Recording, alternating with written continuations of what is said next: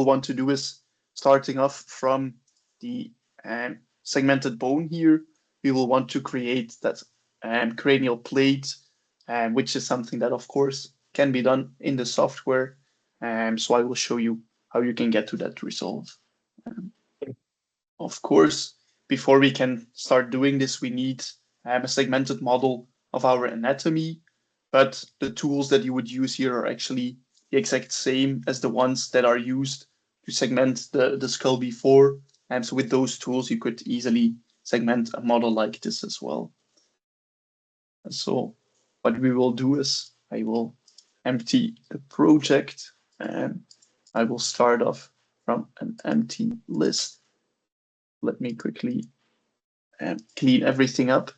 And so then this is my starting point. So as you can see, that starting point is just a segmented model of the skull. And we might have done some cleaning, some post-processing to ensure that everything is smooth. And then on top of this, we can start designing the cranial plates. And what you will find is that actually there is a built-in tool in the software to create or to design these cranial plates, but we will have to do a couple things first. Because as you will see, what this tool is asking for is two main inputs, where one is the outline of the defect. So I will have to indicate what the outline is of my defect here. And I will also have to indicate for the software what my desired end shape of this would be. And so that is what we can do in that next step. And so what we usually start off with is marking the outline of the defect itself. So what we can do here is then we can create a specific curve. So with these options, I have the possibility to indicate points that then create a curve that really outline the defect, as you can see here. And so that way I can start indicating my area of interest so I can outline the skull defect. So I just go all the way around here, through here as well, just so that we can close off this completely. So like that, I can mark all of it. And then when I am done, I can just press escape on my keyboard. And then as you can see, the software will automatically close the edges of my curve. And I have now successfully outlined this gap, this defect. And so then, as I mentioned, the next thing that we will actually indicate is our desired new shape for this prosthesis. And for that, we will have to create a sketch plane first. And so what that means is that we will create a 2D plane in which we can draw the desired outlines. And it is then based off that outline that I can, that I can create the plates too. So I will start by creating this new sketch plane. So I can do that here. And then I have the possibility to create a plane in between two specific points that I indicate. So I can say that I want to have a plane that is in the middle of these 2 points. So I indicate a point in front and in the back. And then you will see this very small plane in the middle here. And it is inside of that plane that we can then start drawing a shape. So now we have that plane here. I will just make it a little bit bigger. So we can say like this. And so inside of this plane, we can then draw the desired outline or shape. And the way to do that is actually by importing some other information first. So what I can do, and if I look at the sketch at the moment, is completely empty. I have the possibility to import a specific outline or an intersection with a model. So what I can do is actually import the intersection with my skull. And then if I look at that sketch, you will see that the outline of my skull is added in here, which I can then use later on to make my drawings and to get the desired shape in there. Another thing that I will add in here is actually that curve. So I will also indicate those, because then, as you will see, I will also have an indication of where my outline is indicated right now. And so what we will do is actually design the desired shape based off these 2 points. So what we will do here is just indicate our starting point. I can start at that specific point there, and then I can indicate my desired shape. So if I do it very quickly and very roughly, I could say that this is the desired outline or shape, which we can then use with that blade tool. As you can see, I have created the desired shape for my skull. And then we can actually start using this with our cranioplasty tool. So then I can select my defect outline and the guiding curves. And then what you will see is when I apply this, I will have that blade created for me.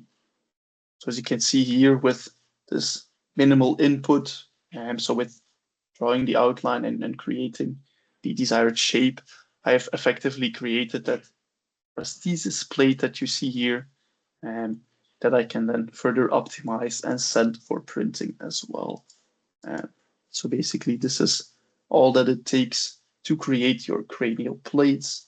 And so one of the things that we do in the example, for example, is adding some holes here. So what you can do is actually just add multiple holes inside of the plate to save some material, for example. So that is what I will be doing next as well. So to do that, I will first create a cylinder. So if we zoom in here, I can create a very simple cylinder, as you can see, that we can then fit to our models. So I will create that cylinder. And then I have the possibility to create a pattern based off this one. So what we will do is we have the point-based pattern option, which allows me to indicate specific points where I would like the cylinder to be located. So I can say that I want to add multiple of these cylinders onto my model. And then what you will see is that this one is rotated incorrectly. So I'll quickly make an adjustment to my cylinder first. So sorry for that. Let me quickly adjust this like that. But then if we do that alignment, so if we create this pattern here, you will see that the cylinders will be positioned based off my points. So if I click a new point here, it will, or not in this case, if we put it like that, sorry. Let me check in which direction they have to be. But then we can decide on the specific position of our cylinders. If we position them correctly here.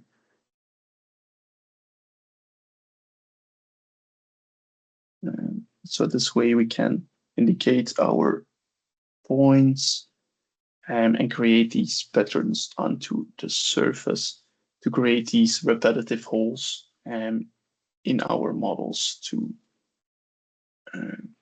So that way we can position them however we want.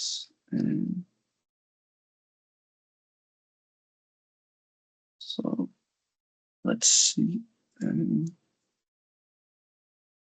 But then we can position our cylinders where needed and make some adjustments to this. But it looks like I did not rotate them properly, as you can see. But so basically we can create that repetitive pattern onto our surfaces to have these holes in there and wherever you would like them to be. So that way we can further optimize the plate. And in the final step, if you have done that, you can also do some fixing. So with the fix wizard, you can also quickly check and see if everything is as expected to ensure that you can send this to your printers. And so that is how we can create cranial plates. So let's pause here for a second as well and see if you have any questions about this in particular. Or... No question. Continue. I understand what you are doing. Good. Continue. So continue. Yeah, perfect. Thank you. So this is the cranial plate. So that concludes this specific part. Then I think one of the things you might be interested in as well is the Enlight CMF software that is used to plan specific CMF cases. So with the craniomaxillofacial surgeons, that is a software that is often used to plan these complex cases too. So I can quickly go a bit more into detail about those as well. And I see that we only have... Yeah, sorry. The one for virtual surgery planning. Yes, indeed. So that is for the planning. Now, yes, that is formatic, right? So with, you mean Threematic? Or? Yes. Yes. So with the virtual surgical plan, that would be the Enlight CMF software. Okay. Though after this, you take me through that one too. But might not be today. Okay. Yes. So it depends a bit. We have 10 minutes. No problem. Yeah. Maybe some other time. Yeah. Yeah, that would be possible too. So I think, so what we have looked at so far is then the segmentation, the planning, as well as designing. So if you want, I can give a very quick introduction to the Enlight CMF software too. And then we can see if you want to see more in a later point as well. Yeah. So this is the Enlight CMF software. So I will just show some very short videos. But the idea is that you can plan all of your complex cases. And what you will do is you have two types of planners. So this one, the first one, is used to plan your orthognathic cases. And so what you will see is that you can easily plan the specific cuts you would like to do. So that's what's happening here. So you can plan a specific cut, as you can see. And then we can simulate the specific cuts this way. So that is the first step. So we have many different types of cuts that can be created here. So you can choose from many different options, as you can see, to create the desired end result or to plan whichever type of surgery osteotomy you would require for these cases. As you can see, we can plan all of that. And then what we would do in the next step is, so with the results we have here, you can then reposition all of these fragments to the required positions. So you can easily make some changes in the orientation, the positions of your fragments, so that you can plan the desired end result. And then what we do in the next step as well is creating the splints for this. So based on this input, you can create a dental splint. So that will look a bit like this. So we can create the specific splints.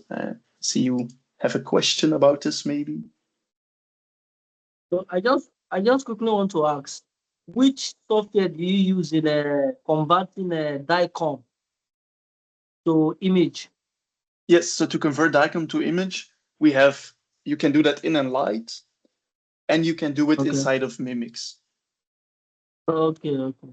Yes. If you want, maybe after the meeting, we can share a quick overview of that again, with the different softwares and what they have tool-wise. Okay. You can send me on WhatsApp. You can send me on WhatsApp. Yeah. Okay, perfect. Okay. Then I'll let Radu do that. So that is what we have here.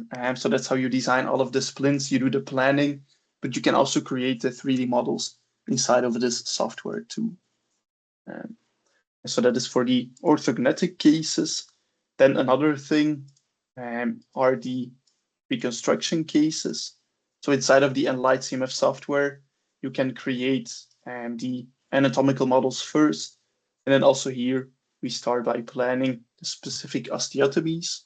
So as you can see, that's what's happening at the moment. So we can remove a tumor area. And then based off that, we can start planning the reconstruction of this case. So what you will see here is that we can just indicate the desired new shape of our model. And then based off the fibula bone, we can actually create that reconstruction with the different pieces. So all of that happens very quickly and easily. And so I would love to show you a bit more in depth how that can be done, but we don't have that much time. So maybe what we can do is actually share the tutorial videos for these. So what you will see is we have two more in-depth videos about these workflows, and they really go through all the steps so you can get a very good understanding of what the tools do. Just share me the link. Yeah, yes, perfect. We will do that. The link on WhatsApp. Yeah. Because like Wout said, the video tutorials of Enlight are extremely straightforward, and because Enlight is that simple to use, the videos really show whatever you need to see. So with Mimics, you need a tutorial, you need a training. With Enlight, it's really a pick and play. Okay. So from your